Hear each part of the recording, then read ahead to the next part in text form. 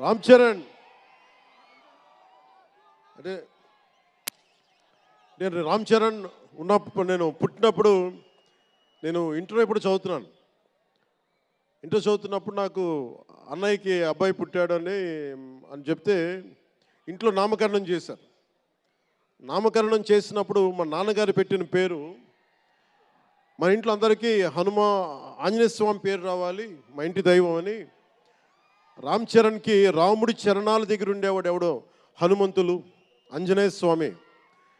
నిత్యం బలం ఉండి కూడా వినయ విధేయతలతో ఉండే వ్యక్తి ఆంజనేయ స్వామి.